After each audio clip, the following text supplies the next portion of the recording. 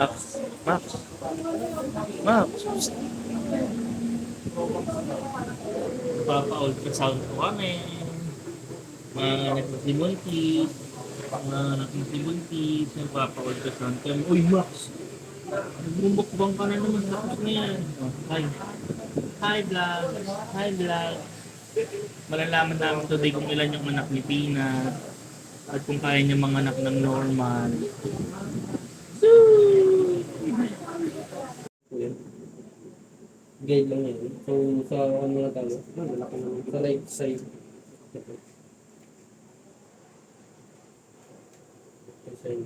Okay, may ito na. Ang mga report. Ha? Nakakagulat ka lang kung kuya ka. First time niya, baka di niya kaya mga anak ng normal. Worth it yan. Isa, kaso doon meron din dito. Lalo? Dalawa. Dalawa ko. Wait lang. Ito, mark. Ito ba yung back mo?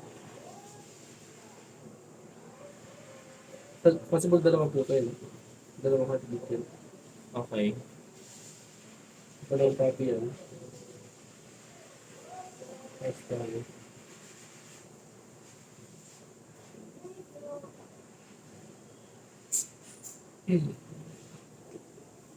Pwede din pong ganito eh. Kunti lang sila pero malalaki. Pwede din pong madami pero malalaki o maliliit. First time ba madalas? Konti lang. Marami. Kadalasan sa konti. Pero meron cases po na sa una marami. Feeling ko konti lang. Kasi pag inaano ko yung tiyan niya, parang kung nakakapag parang dalawang malaking buo lang. Oh, bali dito po sa right side may dalawa. Possible dalawa dito. Sa left po.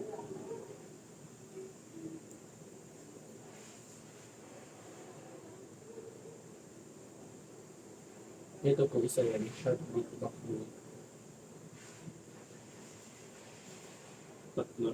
Ito po meron din dito sa taas. Kaya mo kaya mga anak ng normal sa akin. Possible po ito mga nasa 4 or mas madami pa. 4 copies po. Friday, confirm. Apat.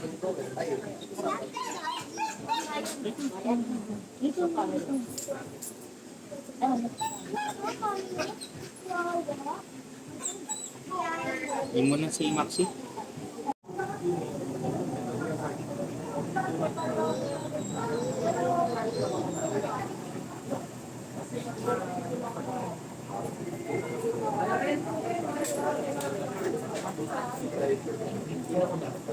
Muna kayo mapa.